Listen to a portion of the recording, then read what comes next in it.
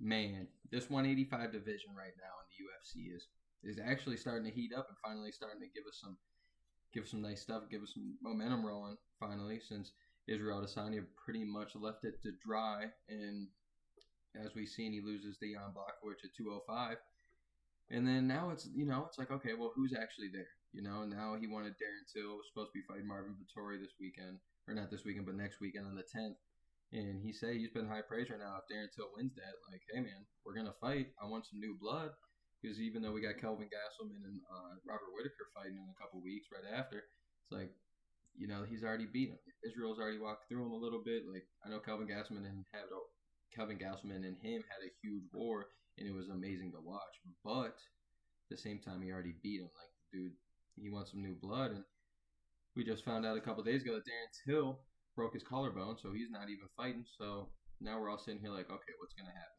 Are we going to watch Robert Whittaker or Kevin Gastelum fight Israel Adesanya again? I mean, we just watched Derek Brunson, who is never going to get – I mean, he got absolutely destroyed by Israel Adesanya the time they fought. So, like, there's no way he's getting a fight soon. But he walked through Big Mouth Kevin Holland, and we're sitting here now like, who is there? And then 15 minutes ago, today on April 1st, the UFC drops a bombshell. Even though I've seen rumblings of Kevin Holland calling for this fight in the last couple of days, I didn't think they would go for it after what he just did, the performance he just had against Derek Brunson.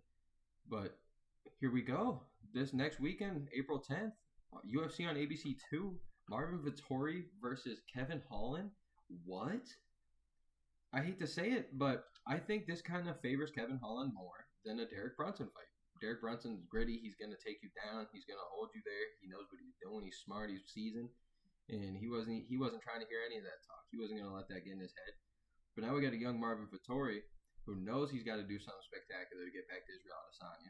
And he's a kickboxer. He stands up. He's gonna bang. I mean, last couple of fights he's been showing the takedown defense, and he's not afraid to take you down. But boy, I think Kevin Holland's big mouth somehow got him into a fight that could easily get him a title fight if he wins it. Like, you could pretty much wipe away your bad loss that you just had 12 days ago with a huge win against Marvin Vettori. Like, come on, guys. This is ridiculous. Like, how's that even happen? Derek Brunson's not even going to fight again by the time if Kevin Holland does win Marvin Vettori. He's going to be fighting Israel Adesanya before Derek Brunson ever even fights again. How's that happen? That is insane. Like, you got to give it up for this man, Kevin Holland. But now, let's see if he can actually do it. Because again, if you're Kevin Holland, where do we lie now? If you lose this fight against Marvin Vettori, like, say it's pretty convincingly. Like, yeah, hey man, we know it's short notice and whatnot, but like, dude, you just lost pretty bad a couple weeks ago, literally 12 days ago at this rate, and then now you want to come back and fight maybe a meaner, nastier fight. Like I've said, I definitely think Kevin Holland's learned and he's gonna have a better chance against Marvin Vettori, but there's a lot of questions because we could easily see Derek Brunson on a 2-fight skid, and he's trying to fight as much as he is. Like, maybe he rushes back again. But I don't know. Many fighters, I would probably be like second guessing for them to come back this quick.